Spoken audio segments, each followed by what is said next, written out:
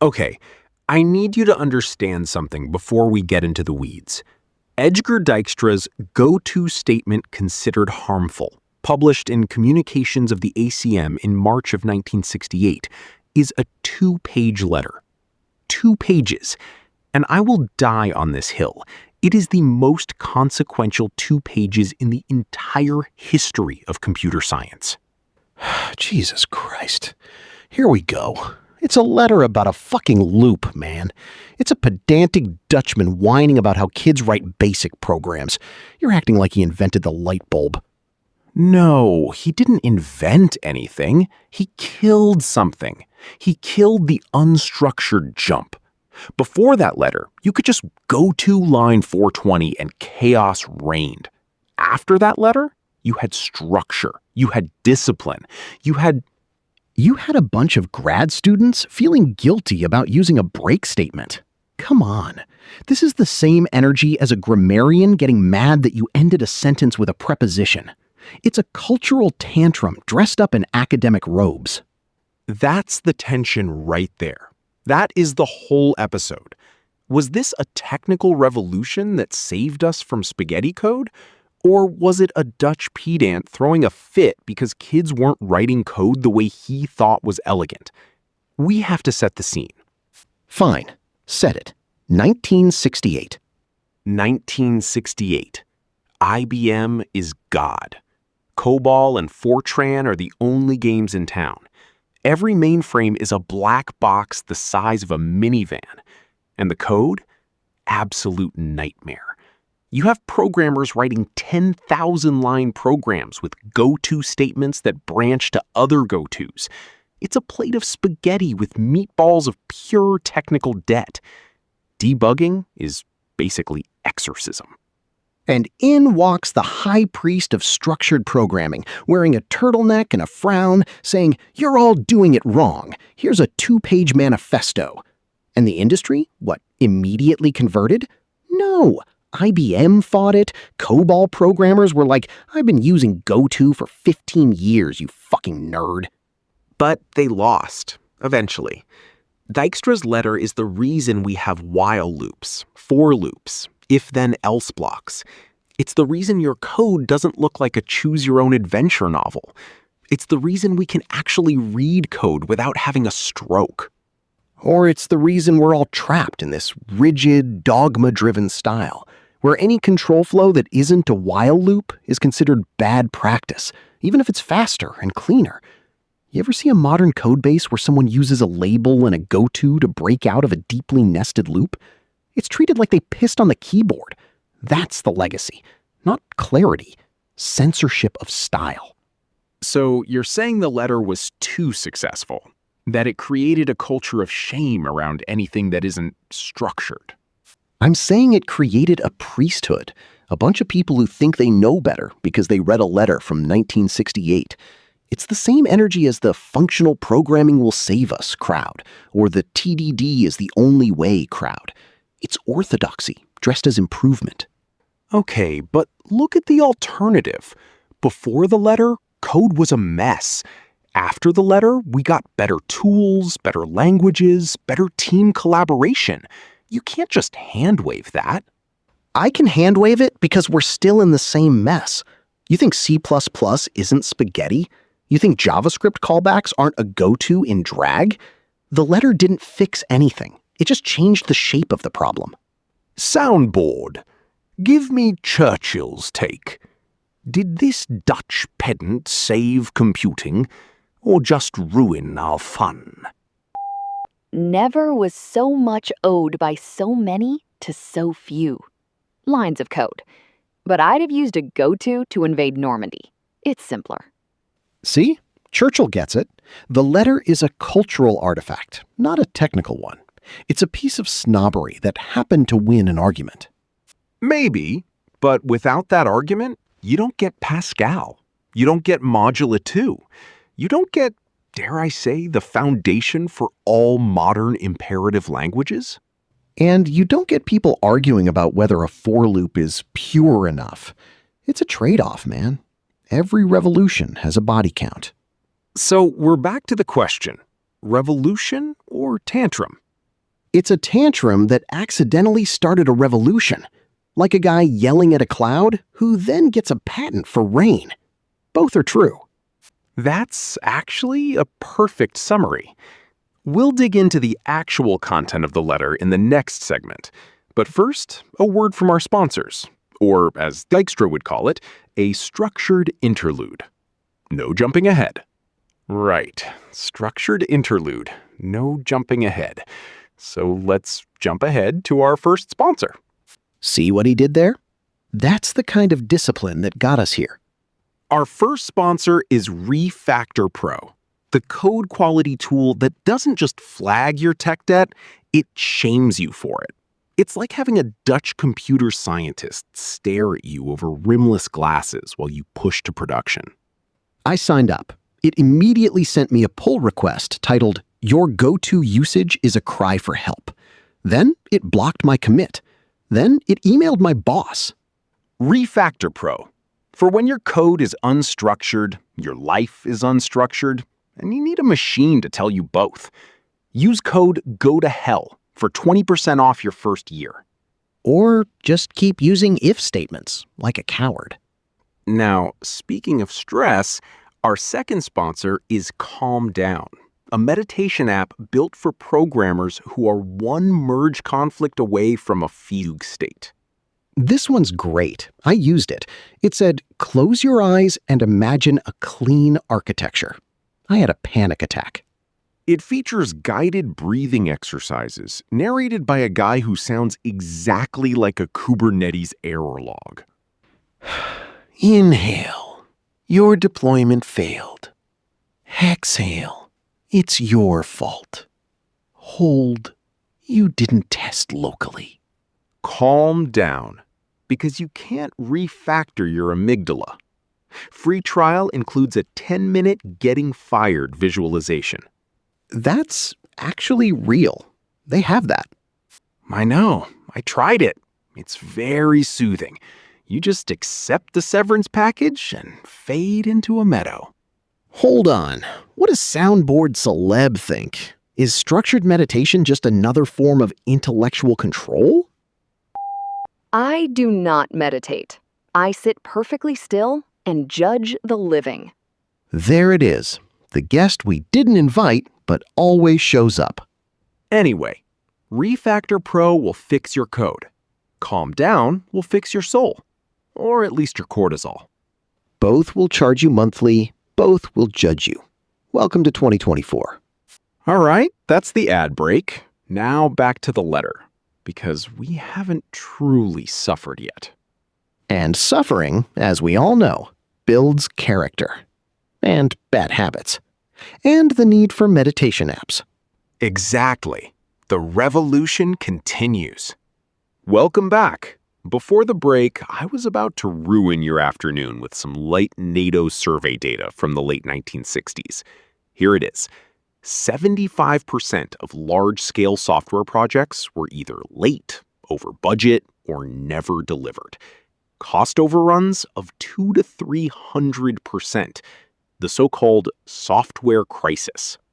And let's be clear what that meant in practice. It meant a bank in Cleveland spent 3 years and $8 million 1960s dollars on an accounting system that crashed every time a customer named O'Brien deposited a check. It meant defense contracts where the code was a literal loop of go-to statements that, if you ran it backwards, sounded like a dial-up modem having a stroke. Right. So industry panics. They hold conferences, they write white papers. IBM polls their programmers, 68% agree that unstructured code is a serious problem.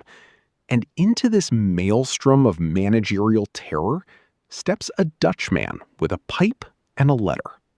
And a grudge against the go-to statement. Exactly. But let's not pretend this was a sober technical assessment. This was a moral panic dressed up in mathematical robes. Dijkstra saw programmers writing spaghetti code and had a personal crisis of faith. He wasn't saying this is inefficient. He was saying this is sinful. Well, his letter to the ACM was called Go-To Statement Considered Harmful. Not exactly, please chaps, let's workshop this. He framed it as a hygiene issue. Like, you don't leave raw chicken on the counter, and you don't write a function that jumps to line 4000. It's basic decency. Basic decency or basic gatekeeping? Because the subtext of that letter, the one that we're still living with, is that programming needed a priesthood. That if you couldn't understand his proof about why GoTo was bad, you were a barbarian. He literally used the word mental immaturity in a later essay. The guy was a dick, Nick. I mean, sure, he was a dick. He was a Dutch pedant. That was his brand. But was he wrong about GoTo? I've seen COBOL codebases. They look like a Jackson Pollock painting that's been run through a shredder. He wasn't wrong that unstructured code was a problem. He was wrong that the only path to structure was his path. That letter kicked off a 30-year war where people started arguing about programming as if it were a branch of metaphysics. Is this function pure? Is this variable truly immutable? Meanwhile, the projects were still failing. The 75% number didn't budge for decades. Okay, but hold on. So you're saying the solution, structured programming, top-down design, all that, didn't actually fix the crisis? It just gave people a new way to feel superior? Soundboard celeb, what's your take? I think go-to is fine if you're doing a jump cut, but you have to earn it. You can't just go-to on a first date. That's cringe. Jesus Christ. Soundboard celeb is right about one thing. It's all about performance. Dijkstra gave programmers a ritual. You could now look at your colleague's code and say, I see you used a go-to. Unfortunate. Very 1965. It turned bug fixing into a moral judgment. That's insidious.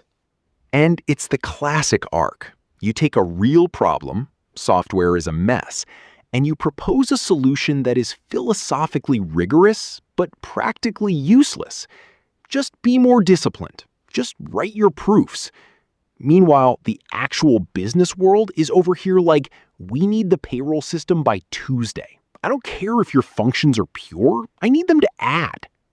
It reminds me of that astroturfing thing from the news. Corporations have been faking popularity since before you were born. This was the same thing. IBM and the academics astroturfed a vibe. Real programmers don't use GOT. It was never about optimization. It was about brand. Exactly. And now we're in the era of enshittification. Thanks Cory Doctorow for making it a word, where every platform gorges on its own user base. The software crisis never ended. It just changed clothes. Today, instead of go-to, we have infinite nested callbacks in JavaScript. Instead of spaghetti code, we have microservices, where your login request bounces through 17 containers in 3 zones just to return a 401 error. It's still a dumpster fire. We just bought nicer trash cans. So the moral of the story is, Dijkstra's letter didn't ruin programming.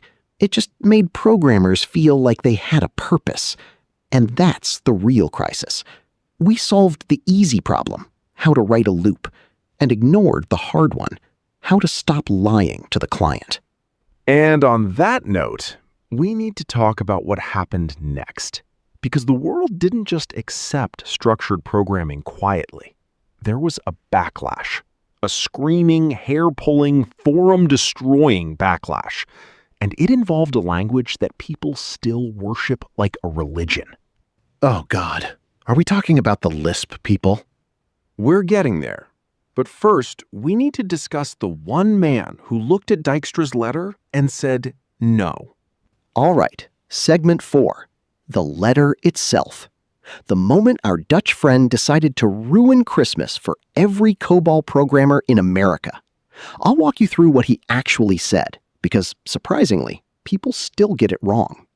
Ich will now explain why your code is garbage, yeah? You have no discipline, like a child who runs into traffic. Please stop. That's not even close. He wrote with the clinical precision of a man who ironed his socks. The letter's title is literally go-to statement considered harmful, not go-to is bad and you should feel bad. He's making an argument about provability. Provability. Right. Because every programmer in 1968 was sitting around thinking, gee, I sure wish I could mathematically verify my payroll system using first-order logic. No, they were trying to make the printer not catch fire. That's the thing, though. The printers were catching fire. The core argument is elegant. He says, a go-to statement creates an arbitrary static connection in the text of the program. You can't follow the flow of control by reading top to bottom. You're jumping around like a pinball. This makes it impossible to reason about the program's state at any given line. Oh, so we're just supposed to, what, read the code like a book? Like a poem? I wandered lonely as a go-to 420. It's a computer, not a sonnet. No, but his solution is structured programming. You get loops, you get conditionals, if-then-else, while loops. You can draw a flowchart for any program using just those three constructs, and you can prove that a loop terminates. You can't prove shit if you're jumping to line 4300 from line 12. He was basically correct for the era. The hardware was a joke. Memory was measured in kilobytes. You needed discipline. Excuse me. Yes, I have identified a flaw in the human condition. The flaw is, you are all slobs. I will now fix you with the discipline of the flowchart. Look, he was an aesthetic snob. He didn't like messy code. That's fine. But his solution, this pristine structured programming, did not solve the problem. It created new ones. Like what? Nested loops? Nested hell. You ever seen a Fortran 77 program with 7 levels of nested if statements? It's a work of art. It's a goddamn fractal. You need a machete to get through it. And then you have over-engineered code. People writing massive abstract class hierarchies just to avoid one little go-to. I've seen a 300-line function that could have been a 20-line function with 2 jumps. But no, structured purity. Okay, but let's not pretend the alternative was better. The alternative was spaghetti code, where the only documentation was a cryptic comment that says, if this breaks, call Frank. The letter changed the culture. It made people think about control flow. We should do away with the go-to statement entirely. It is harmful to the intellectual honesty of the programmer. Intellectual honesty? He's calling the entire industry dishonest because they used a jump instruction. That's not analysis. That's a roast. I say, old bean, Dijkstra was a pedant, but a correct pedant, much like my tailor. He insists on a certain cut, and while it's uncomfortable, you look rather dashing at the ball. I hate that you have a soundboard for this. I hate that I agreed to it. Look, the point is, he was right that go-to makes analysis hard, but he was wrong to think structured programming was a silver bullet. We swapped one class of bugs for another. Nested conditionals create their own brand of confusion. But the letter itself is a masterpiece of concision. 2 pages, no fat. It's why we're still talking about it. 2 pages of condescension wrapped in a math degree. But fine, I'll give you this. It made people argue about code quality instead of just shipping garbage. That's something.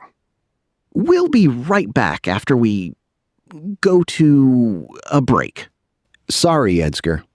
Welcome back. Ad break again. Because apparently this show is now financially propped up by the exact same people Dijkstra wanted to fire into the sun. Right, so let's just get through the sponsor shit. First up, Structured Shield VPN. It's a VPN that doesn't just hide your IP, it promises structured privacy. I looked into this. Oh, thank God. Finally, someone is applying go-to-less architecture to my DNS requests. Now, wait, it's worse. Their whole pitch is that they've proven their no logs policy using formal verification. Like, they literally publish a proof in some academic journal that they aren't spying on you. Ah, yes. Because the guy running the exit node in Romania is definitely cross-referencing Dijkstra's notes on structured programming before selling your browsing history to data brokers. That's the bottleneck. I mean, it's an ad read. We have to do it. Tired of having your data stolen by chaotic, spaghetti-coded malware factories? Switch to Structured Shield. We use guarded commands instead of insecure if-else chains. Your porn history will be mathematically sound. Does it protect me from the Streisand effect? Because the government tried to hide the census data last week, and now every terminally online idiot is scraping it for memes. I need a VPN that can handle algorithmic virality. That's not how VPNs work, dude. Whatever. Get to the second one. I'm bored. What is it? A mattress that uses a binary tree for spring distribution? Worse. It's a sponsor spot for the annual International Conference on Strictly Structured Programming, the AICSSPP. Oh, this is the one where they lock 1,000 guys in a Hilton ballroom and they just argue about semicolons for 4 days? That is literally the keynote. Semicolons? Necessary evil, or syntax terror. But the real highlight is the panel on managing side effects in enterprise ad breaks. Let me guess. They're sponsored by a company that makes orthopedic shoes for dads who are mad about Python's white space. Hold on. Let's ask the co-host who never shuts up. Who? The soundboard? Yeah. Soundboard celeb, what do you think of structured programming conferences? I don't negotiate with terrorists or programmers who use global variables. Brutal and accurate. Anyway, the conference is in Phoenix next February. The theme is Zero Touch OAuth for MCP. Stop! I saw that on Hacker News this morning. It was the top post. Tech bros arguing about OAuth protocols while the entire economy burns. Actually, if you just use a bearer token with a salted hash, the banks will stop failing. It's a real problem. How do you authenticate a printer without a human touching it? That's the kind of abstract, completely impractical question this conference loves. Meanwhile, Japan privatized their trains, and they still run on time. That was also on HN. Boring as hell. No one argued about semicolons. They just shipped. That's because they have a culture of structured maintenance, not structured programming. Yeah, well, this conference is just a support group for people who read The Art of Computer Programming and decided it was a personality. Are we done? I feel like I just lost brain cells. We're done. Go to hell, support the sponsors. We'll be back to ruin the rest of programming history in a minute. So, we're back. We just spent 2 segments convincing people that a Dutch guy wrote an angry letter and civilization didn't collapse. Now I'm supposed to argue that the letter actually mattered? Fine. It mattered because without it, every codebase in the world would still look like a plate of spaghetti that a cat threw up. Oh, here we go. The Dijkstra saved us from the barbarians myth. It was a 2-page polemic. He said the go-to statement is harmful. He didn't say ban it. He didn't say make it a religious test. He said we should be careful. And then a bunch of academics with nothing better to do printed it out, framed it, and started grading freshmen on whether they used a break statement. Okay, but you're conflating the idea with the implementation. The letter itself was measured. The reaction to the letter is what you're mad at. And guess what? That reaction was driven by a very real problem. Software was failing. Planes were falling out of the sky. The original Space Invaders had a bug where if you shot enough aliens, the game crashed because the code was one long go-to chain. You can't fix that with vibes. Right, because the solution was dogma. Structured programming became a cargo cult. Suddenly, you have professors who've never shipped a line of code telling students that GoTo is literally evil, like it's a sin. And 40 years later, we have code reviews where someone flags a continue statement because it's unstructured. That's not engineering, that's a liturgical dispute. You're picking on the weirdos, the edge cases, the people who took it too far. But the core insight, that explicit control flow is easier to reason about than implicit jumps, that's true. That's why Python doesn't have GoTo. That's why Rust doesn't have it. That's why your laptop isn't on fire right now. And you're telling me it's overblown? You're telling me we should have kept writing code like it was 1968? I'm telling you that the letter got canonized because it fit a narrative. The narrative was, we, the experts, have figured it out. Do what we say. Don't question it. And that set the stage for every other programming orthodoxy that followed. Object-oriented programming, agile, TDD, clean code. It's all the same pattern. A guy writes a book, it becomes the Bible, and then 20 years later, we're having meetings about why your functions aren't short enough, while the actual logic is a flaming waste bin. Okay, you're jumping from 1968 to 2024 without a bridge. That's bad history. Let's stay in the lane. No. Let's land the plane. You want to talk about real absurdities? Leak code interviews test you on whether you can implement a red-black tree from memory. That's not engineering. That's an initiation ritual. And it traces directly back to the idea that programming is a formal mathematical discipline, not a craft. Dijkstra didn't start that fire, but he definitely threw a match on it. Okay, I'll give you LeetCode. LeetCode is a scam, but that's a hiring problem, not a programming problem. The structured programming revolution actually made code readable. You can look at a Python function right now and understand it in 30 seconds. You can't do that with a Fortran program from 1975. That's not dogma. That's progress. Progress? We got rid of GoTo and replaced it with async await, which is just GoTo with extra steps and a callback pyramid that makes you want to quit the industry. We replaced explicit jumps with implicit state machines that no one understands. We traded one kind of complexity for another, and then we called it clean because someone wrote a blog post about it. Oh, so you're an anarchist now? You want chaos? You want GoTo back? Say it. Say, I want GoTo back. I dare you.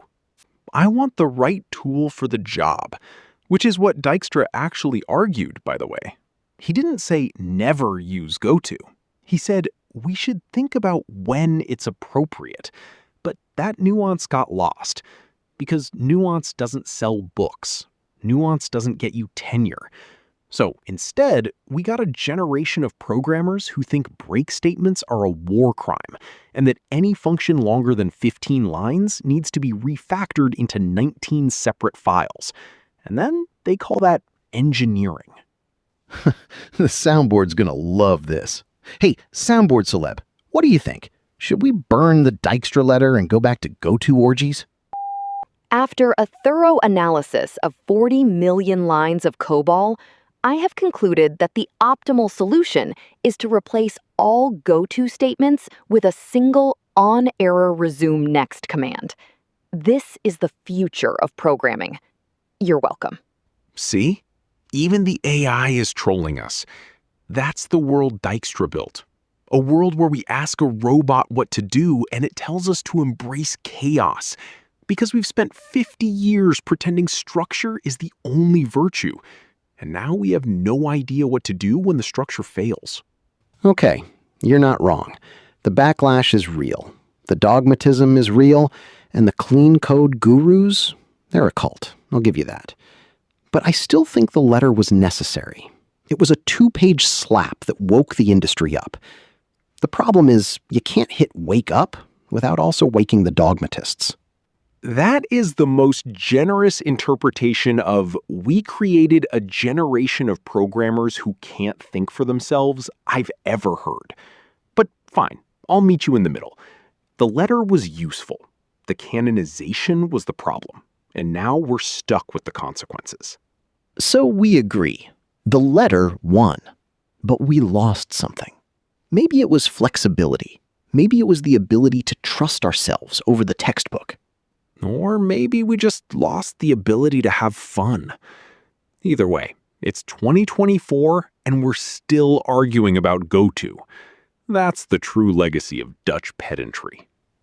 Anyway, we'll be right back after we yell at the ads again.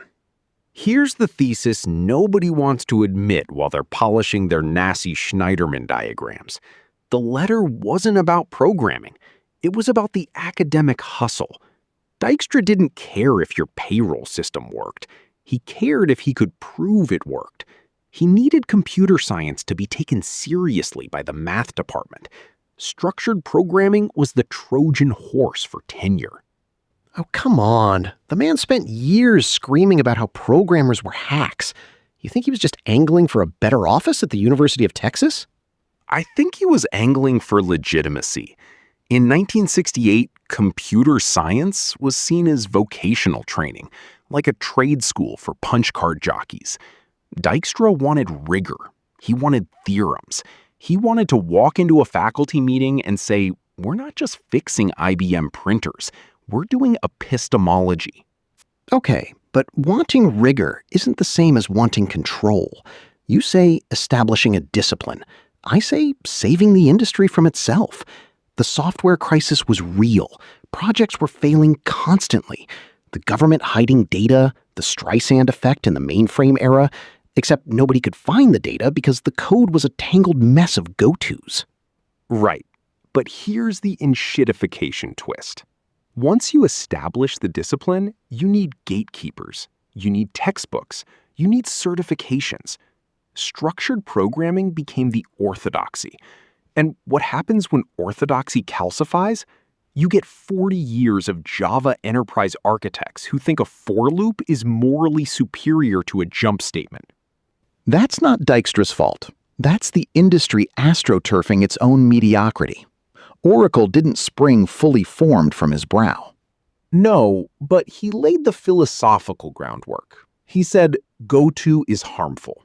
He didn't say, go-to is sometimes useful, but you should be careful. He made it a moral absolute. And once you moralize a technical choice, you've stopped thinking. You've outsourced your judgment. So what's your alternative? Every programmer for themselves? I feel like unstructured chaos today, Karen. That's how you get the Tokyo Metro token system that cost $2 billion to untangle. Japan privatized its trains, and they still work, remember? 3 paragraphs ago, we covered this. The point isn't anarchy. The point is that we replaced one dogma, go to everywhere, with another dogma, go to never. And now we're in 2024, tech bros arguing about zero-touch OAuth while the economy burns. And we're still writing bad code. We just feel worse about it now. Speak for yourself. I write great code. Oh, I'm sorry. I forgot you're the one who cracked the programming koan. Please enlighten the rest of us who are still using if statements like peasants. I'm just saying, the rigor helped. It helped me. Before structured programming, you had people writing code that looked like a plate of spaghetti thrown at a ceiling fan. Dijkstra said, hey, maybe let's not do that. It was a net good. A net good for who? The MIT nerds who built their own OS to study chips? Sure, terminally academic. But for the junior dev at an insurance company in 1985 who had to write a COBOL program with no go-to because the senior architect read a single essay, that guy spent 6 months writing a state machine that could have been a simple loop. That's a 60-year detour. But you're arguing from the edge case. The median code quality went up. That's not debatable. The median code quality went up, in theory. In practice, we just found new ways to write garbage. Now we have nested if-30 elses and callback hell and dependency injection frameworks that require a PhD to debug. We didn't solve the problem. We just renamed it. So what do you want? A return to the battle days? Go to hell. No. I want us to admit that the letter was a power grab. It was a Dutch pedant saying my way is the correct way because I said so and I have a chalkboard.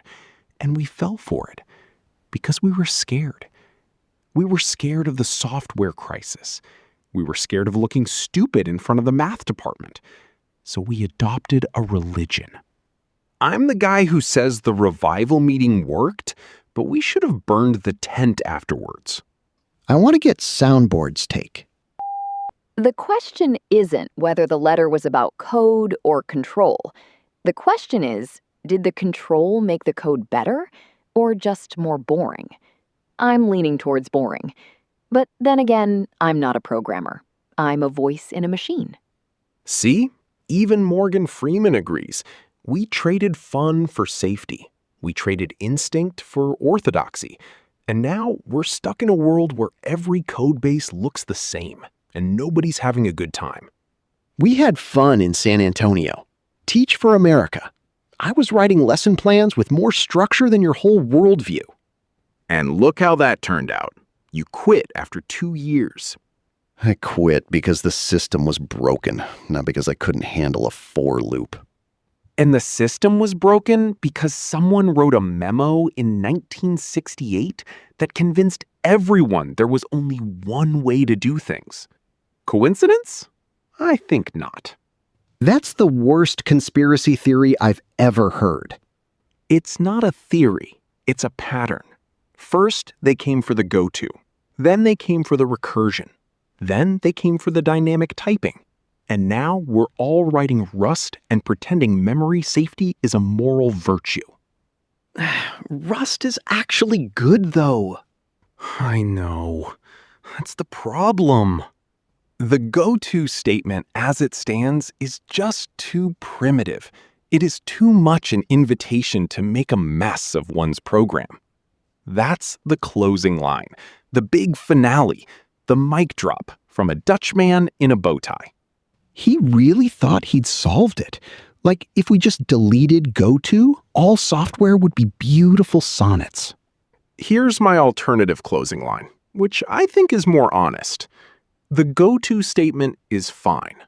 People are the problem. Oh, great. So we're blaming the user now? That's the programmer's equivalent of the check is in the mail. No, I mean it. You give a junior dev Python with strict indentation, they'll still write spaghetti. You give them a structured loop, they'll nest it 70 levels deep. The go-to was never the enemy. The enemy was the guy staring at the terminal at 3 a.m. who thinks one more jump won't hurt. That's fair. That's actually fair. But you have to admit, Dijkstra had a point about building a cathedral of reasoning. He wanted code you could prove correct, not just hope was correct. And how'd that work out? We got Erlang, we got Ada, we got formal verification tools that nobody uses because they crash the IDE. Okay, but is the letter still relevant? Like, in 2024, with all the current world events? What do you think? The Streisand effect has been observed in a go-to implementation inside the Linux scheduler. We are looking into it. I hate that that's plausible. That's the thing. The letter is more relevant because we ignored the spirit and weaponized the letter. We killed the go-to and then invented event-driven callbacks, which are worse. Promises, async await, React hooks. It's all structured spaghetti dressed up in a fancy sauce. So, modern programming isn't better? It's different. Different mess. Instead of one go-to, you have 14 microservices calling each other in a circle until one of them throws a timeout. And what would Dijkstra think of JavaScript? He would cry. Then he would write a 37-page letter to the ACM titled, "On the Impending Collapse of Western Civilization Due to Type Coercion." But here's the thing. He'd have a good point about the type coercion. Yes, he would. That's the problem. He was always right about the spirit. wrong about the details. The go-to statement wasn't the root of all evil. But the thing he hated about it, the unrestrained flow, that's still the root of all evil. Just in different clothes. So we're still arguing about it, 55 years later. That's called job security, baby. To Edsger, the man who ruined programming and saved it at the same time. And to the next 37-page letter that some Dutch pedant will write about Rust's borrow checker. That's next episode, actually. I hate you. Love you too. See you next week.